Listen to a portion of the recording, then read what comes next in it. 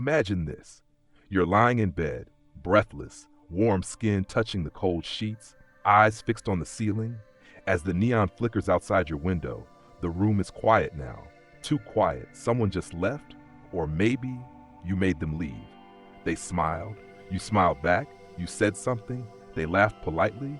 Then the door clicked shut, and silence swallowed you whole. At first, there's satisfaction.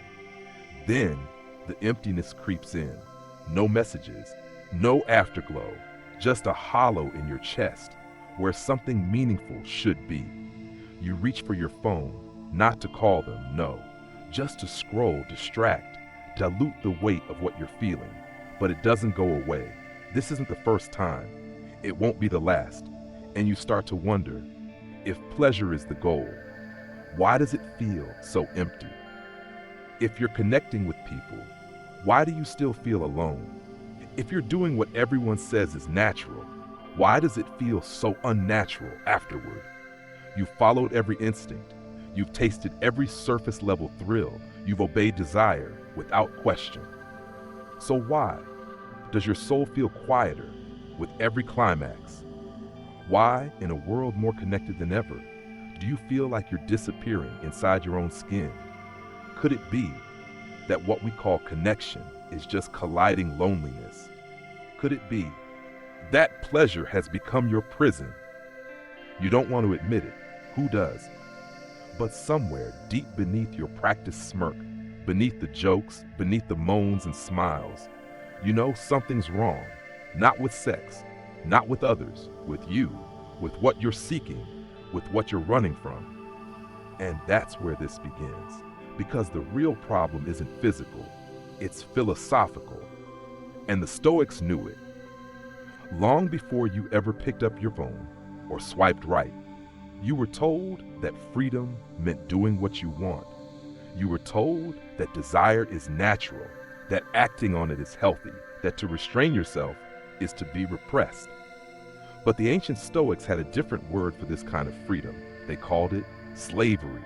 Not the kind with chains and whips, but a deeper, quieter kind. The slavery of a man ruled by what he craves. And it starts so subtly. You don't even notice the leash. You say, I'm just enjoying life. I'm not hurting anyone. This is my body, my choice.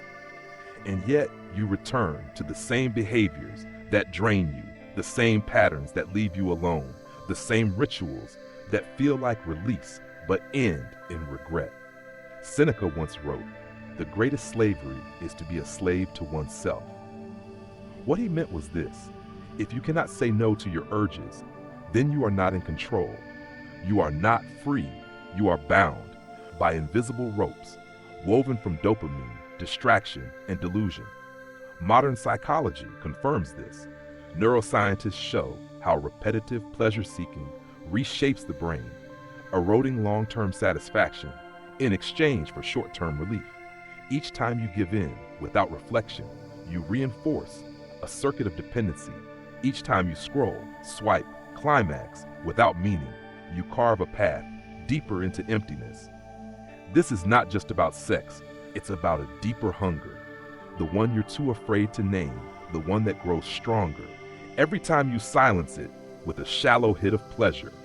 But the Stoics saw this clearly. They believed that true peace, ataraxia, could never be found in indulgence, only in mastery over desire. That every time you submit to temptation without wisdom, you lose a piece of yourself. Here's the hidden tragedy. You may be physically close to someone, but mentally, emotionally, philosophically, you're galaxies apart. Because your body touched theirs, but your soul never showed up. Marcus Aurelius wrote, "The soul becomes dyed with the color of its thoughts."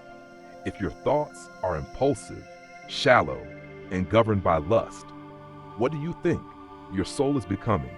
You are becoming what you consume, what you repeat, what you chase. And when every connection is based on escape from loneliness, from silence, from yourself, what are you really building? Not intimacy, not love, not meaning, just noise. The modern world encourages noise. It worships stimulation. It sells the fantasy that the next body, the next video, the next orgasm will fill the hole. But the Stoics whisper something older, something dangerous, something true. You are not empty because you lack pleasure. You are empty because you've forgotten how to suffer meaningfully. You've forgotten the art of discipline, of depth, of stillness. Epictetus taught that the path to freedom begins with this truth. It's not things that disturb us, but our opinions about things. It's not the act of sex or pleasure or connection that harms you. It's your beliefs about them, your expectations, your illusions. You expect that sex will make you feel wanted. You expect that attention will make you feel significant. You expect that touch will make you feel loved. But these are borrowed feelings, and they expire. The moment the body leaves the room, you didn't gain love. You just rented the illusion of it, and this illusion is costly because with every empty encounter, your standards shift. You lower your threshold for what counts as meaning. You start to confuse arousal with affection, conquest with connection, novelty with intimacy.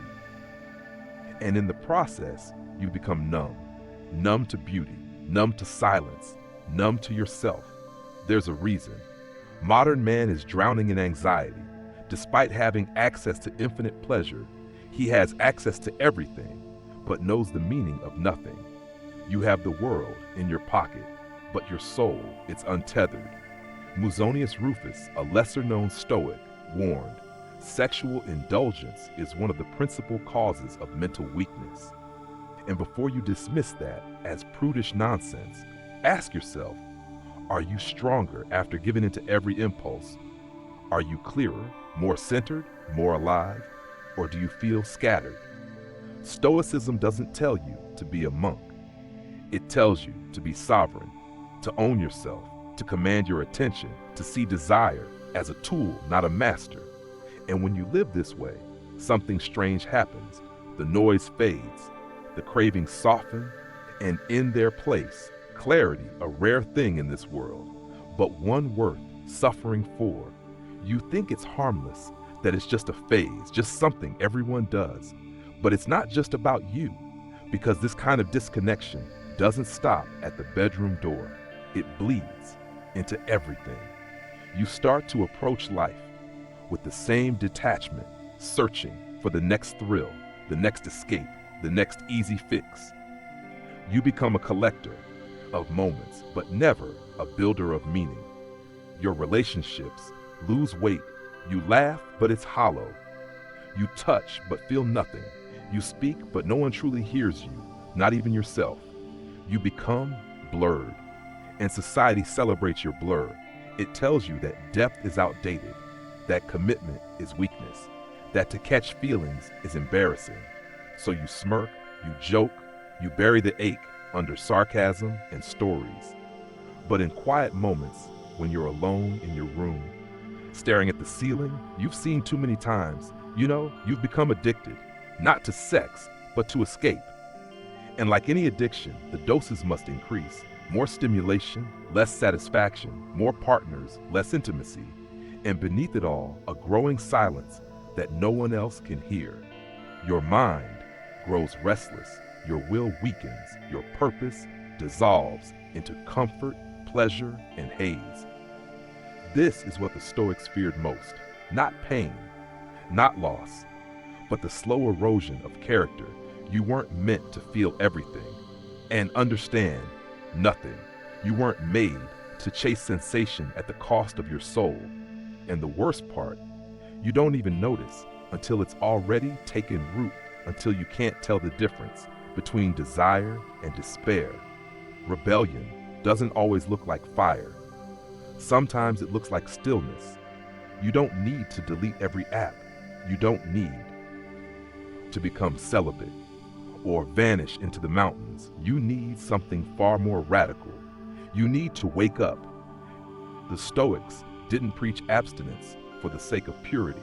They preached awareness, the kind of awareness that terrifies modern man, because it leaves him face to face with himself. You break free by watching your impulses without obeying them. You learn to sit in the hunger without rushing to feed it. You learn to recognize that a craving is not a command. This is how freedom begins, not in grand gestures, but in the tiny moment where you say, no, I'm not escaping this time. That is the act of a warrior. Epictetus said freedom is the only worthy goal in life. It is won by disregarding things that lie beyond our control. So you stop chasing people, you stop clinging to validation, you stop confusing attention for affection, and you begin to cultivate something deeper, integrity. You take cold showers, you embrace boredom, you write, you read, you train your body, not to impress, but to command. You let the storm rage inside you, and you stay rooted. Because that storm, those cravings, that fire, it's not the enemy, it's raw energy. And once you stop wasting it, you start wielding it. You become dangerous, not to others, but to the parts of you that once held you hostage. And the world starts to notice. Here's the truth. You've been avoiding. You thought your loneliness came from a lack of connection. You thought more bodies, more attention, more pleasure would fix it. But your loneliness never came from the outside. It came from abandoning yourself. Every time you chased someone instead of purpose, every time you traded meaning for sensation, every time you silenced your inner voice for 5 seconds of noise, you move further from who you are. The final realization. Desire is not your enemy, but it's also not your God. Desire is a fire. Left wild, it burns your house down. Disciplined, it warms empires. The Stoics understood this. They didn't fear passion. They transformed it. Marcus Aurelius ruled the Roman Empire and still woke up each day asking, what is in my control? That's the question you must return to. Not how can I feel good, but how can I be good? And here's the twist.